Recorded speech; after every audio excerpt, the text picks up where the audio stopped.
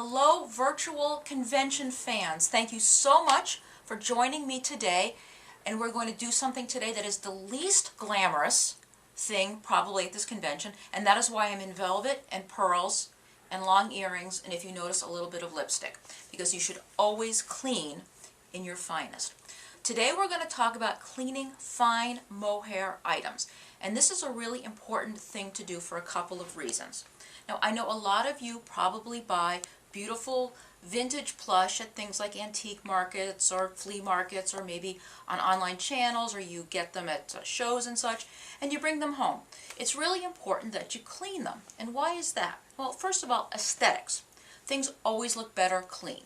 And it's very obvious when something is clean versus it's not, and I can give you some examples of that. The second thing is it's very important for the health of the item. For instance, with fine mohair. What happens if mohair gets dusty and dirty is that the dirt lands on the woolen fabric and also the cotton backing. It dries it out, and it makes it, it disintegrates over time. And if you have dry mohair and it gets wet, it simply falls apart. It is just not sustainable to have dirty items. And the third reason that's a little more, a little less thought about is that these things, the things that we buy and need to be cleaned, were designed as toys, and probably at some point were used as toys. So you don't know if a child slept with this, or drooled on it, or dragged it through the mud, or dropped it in the toilet by mistake. All those things are very possible with vintage toys. And that just happens, and it's part of their background. But it would be nice to know that the item has been cleaned from that history. So it's really, really important for aesthetic looks, for aesthetic purposes, for cleanliness purposes, and also longevity purposes to keep things really clean. So what we're going to do today is talk about cleaning. Now, before we get started, let me talk about what should not be cleaned or is questionable to be cleaned. The first thing that we're not going to clean, and do not use the method that we're talking about today to clean, is velvet. This little bully here is made from velvet. Now, velvet is a great material, and a lot of vintage toys have velvet detailing. Do not clean the velvet detailing with the method I'm going to show you today. Velvet is a very fragile and sensitive fabric when it comes to cleaning, tends to spot and stain and all sorts of stuff that you don't want. So do not clean velvet with the technique I'm giving you today.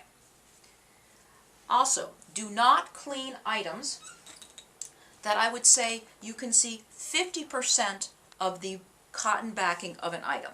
And I have two of those items here. These are fabulous vintage items. Of course, you love them and would like them in your collection. But for instance, this dog, you really wouldn't want to clean, even though it's mohair, you wouldn't want to clean it with this technique because there's probably like 30% of his mohair left, and you just don't want that much water on this cotton backing, which could be dry. And on this little sweet guy here, this wonderful bear, it's especially important with items like this. You notice he's probably missing maybe 30 or 40% of his mohair, but he's missing it in large swaths. You would never want to get this wet. It feels very dry. It feels like if you had a really old washcloth and it was just used like a million times and it had dried out and gotten prickly and hard. That's kind of what dry mohair feels like. You don't ever want to get that wet. That simply gets wet and disintegrates. So something like this, you would brush very gently, or use air or use a blower to clean. You would not clean this. So those are things you would not clean. But what you would clean are wonderful mohair items that we will be talking about. So let me first show you how to mix up the special secret formula, which isn't so secret. You probably have all of these things within 10 feet of your living room or a kitchen or bathroom. You're going to take about 1.5 cups of room temperature water.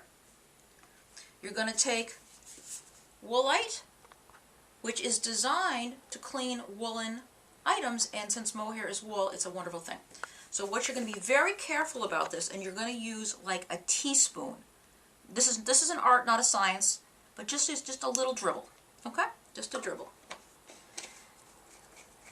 And then I have found that using OxiClean, which a lot of you probably use for stains, like this gets out grass and blood and chocolate and all that stuff. This is a great material. This is a great substance to help loosen up some stains in the fabric, in the mohair. So you're going to take 1, 2, 3, like 3 or maybe 4 for good luck. And then you're going to mix it up. And you're going to notice that it has turned slightly grayish. You see that? It's gone from clear to slightly gray. You don't want it any darker than that. It's better to have less cleaning stuff in the water than more, because the cleaning stuff, you don't want it to stick to the mohair fabric. Now I just put it in this cup, kind of mixes it up, and then I'm going to put it in spray bottle. Psst, psst, psst. Okay. I'm going to put in the spray bottle. Okay, great. All right. All right, you with me so far? That's the hardest part. All right. Then and it should be a little bubbly, not too bubbly, and you are good to go. Now I know you're dying to know what we're going to clean today, and I've spent a lot of time thinking about this, and I have something fabulous to clean that is not only delightful to look at, but it's going to clean up really nicely. So may I introduce to you, are you excited? Here we go. A giant Manny rabbit. How fabulous is this rabbit? This rabbit is 50 centimeters. He's the largest size Manny rabbit that Steiff made, except for a studio version, which was only made for a couple of years. This guy was made in the 60s and early 70s, and he's fabulous. He's arm-jointed, wonderful smiling mouth. And he's got all his IDs, and we're going to talk about how to clean around that. Anyway, so here's a nice Manny rabbit, and he's a wonderful opportunity for us to clean. How do I know he's dirty? Well, there's a couple of reasons. First of all, when you touch him, you know when you haven't dusted for a while? I mean, we've all done this, and you sort of put your finger on something, you feel that little bit of grime? I'm feeling it. You can always feel that. And the other thing you can do is I can see on his eyeballs, which are wonderful, sort of big pupil ones. I can see the dust. I can see it, and I can feel it. So if you can see and feel the dust, it's definitely there. If you can see the dirt, you are looking at something that really needs to be cleaned. So we have to prepare him for the cleaning, and what I would suggest, if you have something with something as prominent as this chest egg, which is really important, you get something like a Ziploc bag, and you just put that on here the best you can, so it protects the tag the best it can. Okay. It's not perfect, but you just don't want that to get wet, and this will protect that. Okay. Now, when you have something like this, there's a couple things you can do before you even start cleaning. One of them is to vigorously shake the product, and that's something, if the item, you can actually shake it. You should probably shake it before putting the bag on it. But if you shake it and it's really dusty, sometimes the dust comes off, and it's important to do that, especially if it has longer hair, and you can also fluff it out, and just try to get as much of the easy dust off as possible. And the other thing you could do is you can take a vacuum cleaner, and what you do is you take a pair of like women's stockings, put it over the nozzle, and very gently vacuum it. This is especially, you would do those two things if this thing is really, really dirty. And by vacuuming it, it will pull a lot of the surface out. But this little guy doesn't need either of that, so what we're going to do is show you how to clean. So the first thing you need to do is you get a whole bunch of white, these white towels. They have to be wonderful towel material, and they have to be white because you need to be able to see where you've cleaned and what's come off on them. So start obviously with clean washcloths, and washcloths are the easiest size to work with. So you're going to start with that. All right, when you start to clean an object, the most important thing, or one most important thing, is to make sure it's okay to clean. Now, I know this is okay to clean, but what you would do if you weren't sure is that you would clean it in a place that's very not obvious. So if you had any damage, like for some weird reason the color came off, or it ran, or it fell apart, which those things really shouldn't happen, but if they do, like once in a blue moon, if you do it in a space that's on the underside, it won't be as bad. So what you do is you never spray the item with the stuff. You spray the cloth, okay? And the reason is because you want to keep this as not wet as possible and be able to control it. You can't really control it when it's on it, but you can control it when it's on the washcloth. So you're gonna make it a little bit wet, and just to make sure that everything is okay, we're going to go on the underside just to make sure there's not going to be any weirdness. And we're just going to do this and see if there's any color change or anything like that. And I don't think there's going to be, and there isn't. So we're good. So I think this item is good to clean. All right, you always start at the top and work down and be very logical so you know where you've been. And you always change the cloth every couple of spurts because you don't want to rub the dirt in. So we're going to start at the top of the head, okay? And here you can see it. Actually, let's start with the eyes. So I'm going to put just a little bit here, and we're going to clean your eyes, and it's amazing just what bright eyes can do. All right, and so we're rubbing that in. And you can see already how much dirt came off just on the eye. All right, so let's get started. Spray. And I'm going to rub him down. Look, he's smiling. He loves it. And just do, say, like the top of the head. Let's see what comes off. Oh, boy. Can you see that? And what you're going to see, like when you think of an item, remember he's sort of standing up or on all fours. The dust is going to land on those surfaces that are sort of flat and obvious. So you're going to get a lot of dirt on the top of the head. So that's no surprise. So let's just keep going here. Rubbing here. And when I sprayed my cloth, I looked at my cloth and I sprayed it in a different place. So I'm not rubbing the dirt in. So now I'm on his cheeks. Okay? My goodness. I might need more washcloths than this. That's one spurt, that's two spurts. This is what's coming up. Remember, he didn't even look all that dirty. Okay.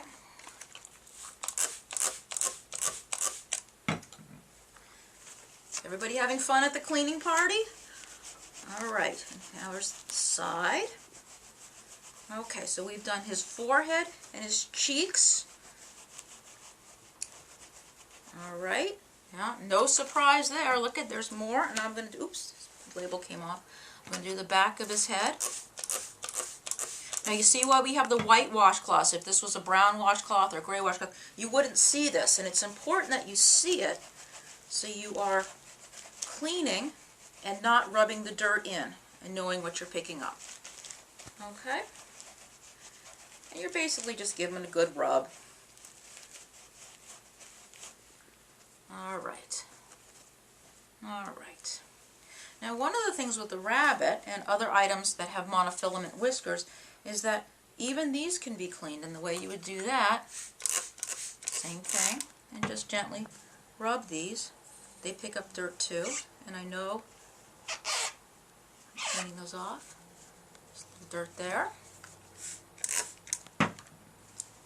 This side's a little dirtier. Sometimes if an item has been in a room over time where there's smokers, sometimes nicotine forms a yellow residue. Even if you can't smell it, you can see it, and you can see the dirt coming off the whiskers there. All right, so now we're going to do the back of his ears.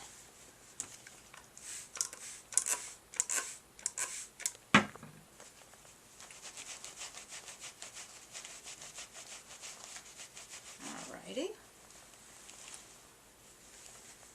And notice I'm always finding a new place and not rubbing old dirt in.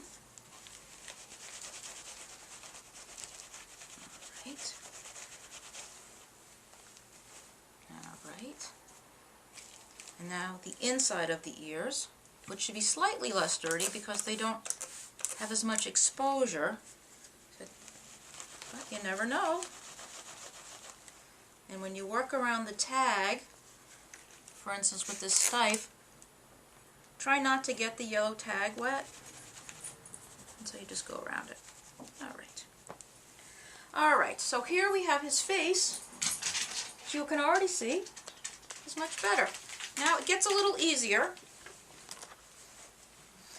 I think it's time to move on. Look at that. So that's just the top head. That's pretty amazing. Good thing I have a lot of options here. Now I'm going to do his back, which should have less dust because there's, in terms of gravity, where it would land, but you never know. Well, I was wrong.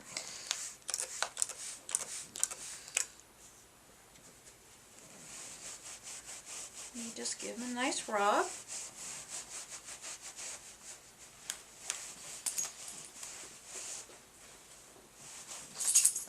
Oh boy, look at that.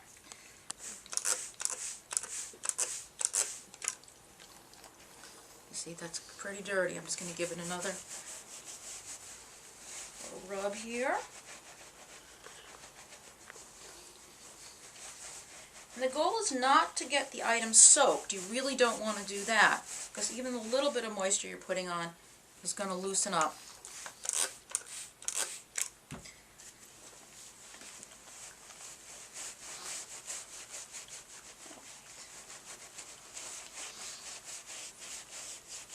And looks can be deceiving. When we started, he didn't look that dirty, but he has managed to gather a lot of dust and a lot of schmutz over time. I'm off to his arms here.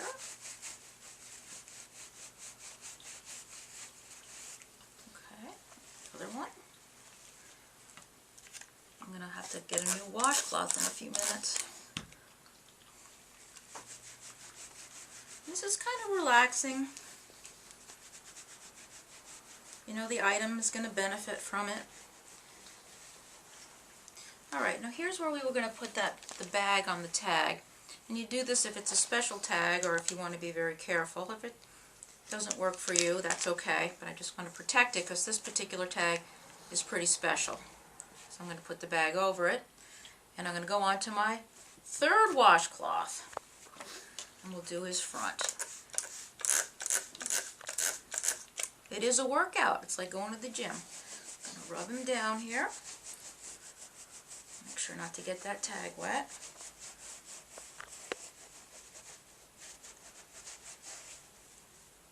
And that's not too bad.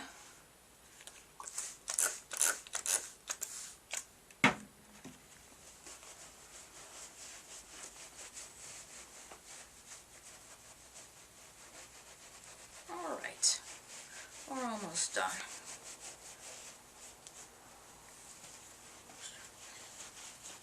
Bag is feisty, it doesn't want to stay. Alright. It's not too bad in the front. It was worse in the back. There's not a surprise there. So we've given him his first go round, and you can see, look at him, he's glowing. And all of that washing, we've basically gone through 3 washcloths to get him to this point. And he looks so much better and so much cleaner. But what we're going to do now is take sort of, I call it the rinse cycle. And the reason you do this is you want to get off as much of the water and extra dirt as possible. So we're just simply going to give him a rub from head to toe, which is both drying him off and removing any dirt. And one of the reasons you do this is if a lot of dirt's still coming off, you want to give him another go round. But let's see what comes off with the rinse cycle. A little bit there.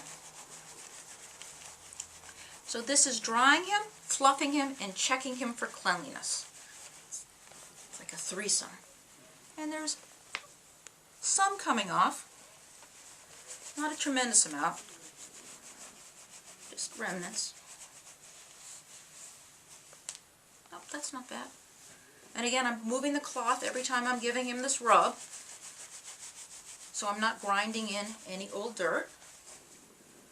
Nope, that's not bad. I think we did pretty well. Big ears.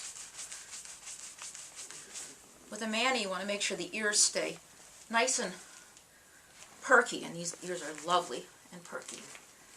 Okay, now we'll do his front. Tiny little bits coming off, not a lot. And his arms. Let's see.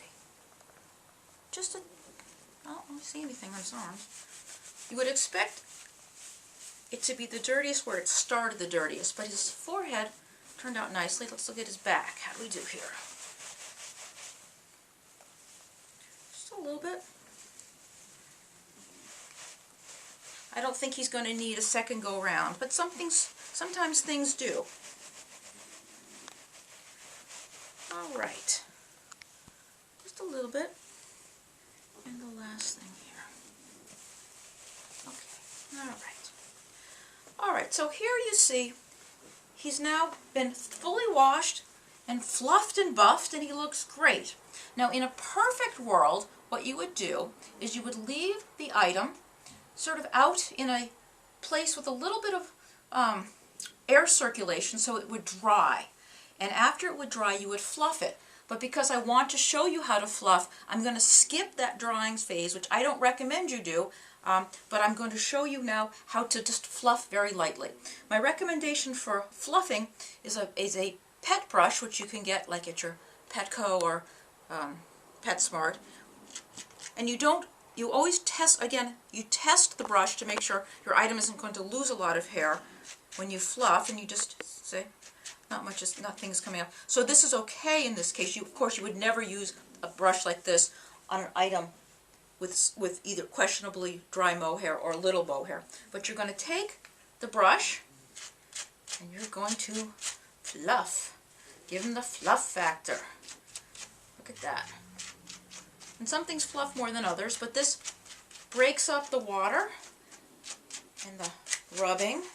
And you see how delightful he gets.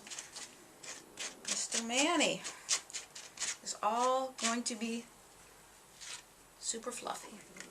Super fluffy. Does that make sense? See how beautiful he looks? And you just fluff him where he needs it. And you always check the brush, make sure nothing's coming off. You don't want to pull any hair out. And we're not in this case.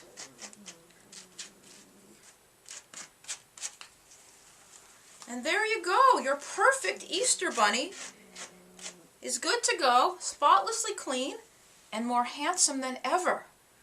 So that's how you clean.